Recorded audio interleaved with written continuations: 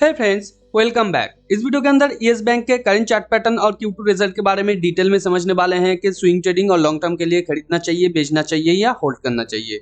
तो अगर आप फंडामेंटल एनालिसिस को सीखना चाहते हैं, जानना चाहते हैं एक कंपनी के एनुअल रिपोर्ट से कैसे फाइनेंशियल डेटा को निकाल के सही तरीके से पढ़ा और इंटरप्रेट किया जाता है, या ऑनलाइन पोर्टल जैसे मनी कंट्रोल से कैसे आप एक कंपनी के डेटा को निकाल के सही तरीके से पढ़ के इंटरप्रेट कर सकते हैं, तो सारा का सारा वीडियोस चैनल के प्लेलिस्ट के अंदर अवेलेबल है और इस वीडियो के डिस्क्रिप्शन पर भी मैक्सिमम प्लेलिस्ट का लिंक आपको मिल जाएगा। तो चलिए सीखते हैं एक साथ।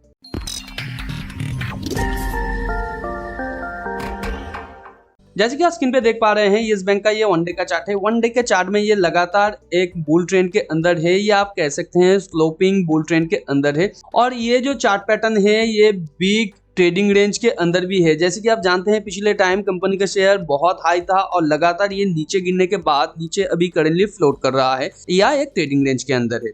तो करेंटली यहाँ पे कुछ देर तक ऊपर जाने के बाद ऊपर ये रेजिस्टेंस को फेस करने के साथ साथ नीचे आने की कोशिश किया है और यहाँ पे एक बेयर वेज का पैटर्न इसने क्रिएट किया है। और बेयर वेज क्रिएट करने के बाद ये यहाँ पे एक बेयर फ्लैग का फॉर्मेशन क्रिएट कर रहा था, फिर ये थोड़ा सा नीचे आया है और ये जो बेयर वेज का बॉटम है उसके साथ यहाँ पे डबल बॉटम क्रिएट किया है और फिर ऊपर जाने की कोशिश कर रहा है। हालांकि इसका जो ट्रेंड लाइन है वो ट्रेंड लाइन के आसपास भी नहीं आया, उसके पहले से ये ऊपर जाने की कोशिश कर रहा है और यहाँ से जो और एक ट्रेंड लाइन आ रहा है उसके आसपास आके ये ऊपर जाने की कोशिश कर रहा है। तो यहाँ पे एक स्ट्रॉन्ग सपोर्ट से ऊपर जा रहा है। तो करंट सिचुएशन में अगर आपके पास स्विंग पोजीशन है तो यहाँ पे कौन सा फॉर्मेशन हो सकता है, या आपको ट्रेड को किस तरीके से मैनेज करना है, या अगर आप नया पोजीशन भी क्रिएट करना चाहते हैं तो यहाँ पे क्या कर सकते हैं। तो जैसे कि ये टू लेग फॉर्मेशन के साथ नीचे आया है और जनरली एक pull back two leg formation के साथ खत्म हो जाता है और आप जानते हैं उसके बाद वो जनरली अगर ऊपर की तरफ मूव करता है या ऑपोजिट साइड मूव करता है तो और एक टू लेग फॉर्मेशन के साथ वो ऊपर जाने की कोशिश करता है। तो यहाँ से इसने अपने बेयर चैनल को ब्रेक किया है और फिर यहाँ पे एक डबल बॉटम क्रिएट किया है हायर बॉटम के साथ, फिर ऊपर जाने की कोशिश कर रहा है। पिछले 4 दिनों से ये लगातार ऊपर आ रहा है और यहाँ पे सिग्निफिकेंट कोई भी पुल बैक नहीं है। आज के दिन करीबन 7% के आसपास इसका मूव था, या आप कह सकते हैं मोर देन 7% का मूव था। ऊपर में थोड़ा सा प्रॉफिट बुकिंग हुआ है। तो करंट सिचुएशन में अगर आपके पास कंपनी का शेयर है तो यहाँ पे आपके लिए जो फर्स्ट स्टॉप लॉस बनता है 16.70 के आसपास, जो कि आज का जो ये बुल ट्रेंड बार है इसके इमीडिएट नीचे। और यहाँ पे फर्स्ट जो आपके लिए टेक प्रॉफिट बनता था 17.40 के आसपास, इसे तोड़ के आज के दिन ऊपर गया है। और अगर यहाँ पे एक कंसोलिडेशन के बाद फिर ये ऊपर जाने की कोशिश करता है तो नेक्स्ट जो इसे टेक प्रॉफिट मिल सकता है 18.70 के आसपास, क्योंकि यहाँ पे पिछले टाइम का वेज का टॉप है। और उसके बाद यहाँ पे नेक्स्ट 19.40 के आसपास, जो कि आज का जो ये कैंडल का क्लोजिंग है और यहाँ पे जो बार से इसने ब्रेकआउट किया है उसके ओपनिंग तक जितना भी प्राइस मूवमेंट है ऊपर अगर आप लोग उतना ही कैलकुलेट करें तो यहाँ पे 19.40 के आसपास आता है, या उसके थोड़ा ऊपर। तो कंजर्वेटिव वॉइस है 19.40 के आसपास। उसे अगर तोड़ के या सस्टेन करके फिर ऊपर जाता है, यानी इसे ब्रेकआउट करके फिर अगर यहाँ पे कंसोलिडेशन के बाद फिर ऊपर जाने की कोशिश करता है तो यहाँ पे नेक्स्ट 24.40 के आसपास भी ये जा सकता है, या 25 के आसपास, जो कि ये जो वेज का टॉप है इसके आसपास ये जा सकता है।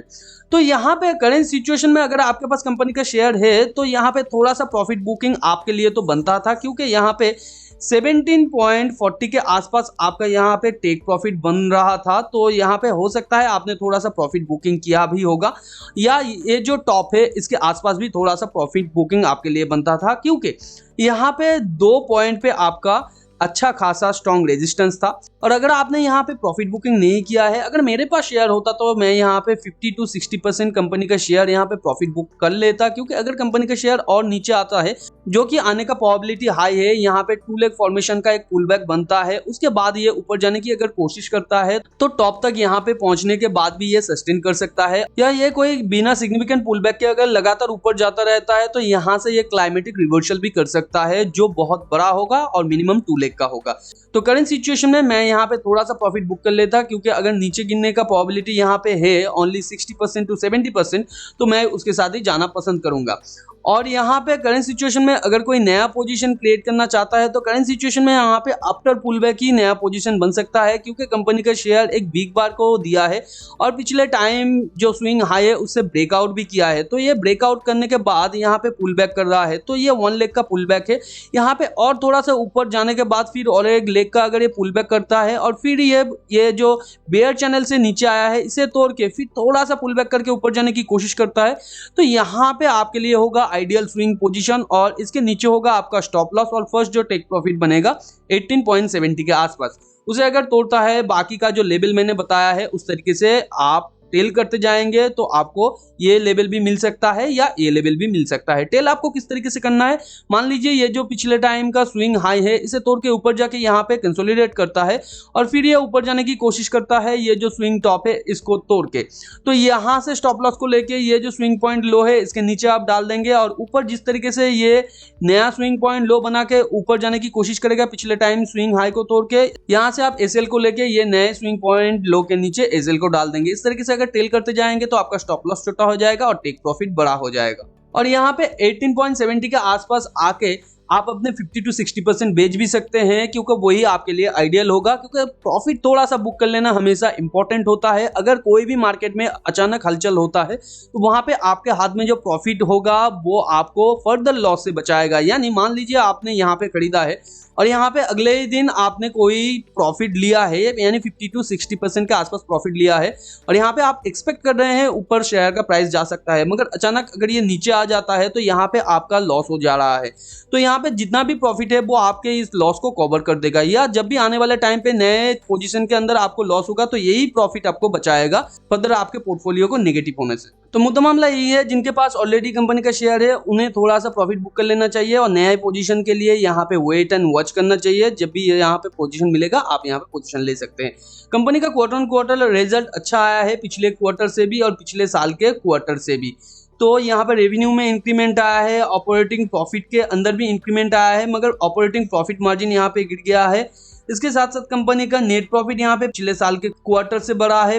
कंपनी का ग्रॉस एनपीए तो सेम है मगर नेट एनपीए के अंदर एक डिक्रीमेंट आया है जो एक अच्छा चीज है। और इसके साथ साथ और भी बहुत सारा मैट्रिक्स है जो आपको कंपनी के अंदर अगर आप लॉन्ग टर्म के लिए इन्वेस्ट करना चाहते हैं तो आपको देखना चाहिए। हाल ही के बैंकिंग सेक्टर के अंदर एक अच्छा खासा रेवेन्यू का ग्रोथ दिखाई दे रहा है या ग्रोथ का ट्रेंड करेंटली चल रहा है, इसी की वजह से कंपनी अच्छा खासा यहाँ पे रेवेन्यू इंक्रीज कर पा रहा है। मगर ओवरऑल जो लॉन्ग टाइम का इसका हाई था रेवेन्यू का उसे अभी तक कंपनी तोड़ नहीं पाया है। और उसके साथ साथ कंपनी के अंदर और भी बहुत सारा छोटा मोटा दिक्कत है वो आपको देखना चाहिए, क्योंकि कंपनी का शेयर यूं ही नहीं गिरता, उसके अंदर स्ट्रॉन्ग रीजन होने के बाद ही इतना सारा कंपनी का शेयर गिरता है।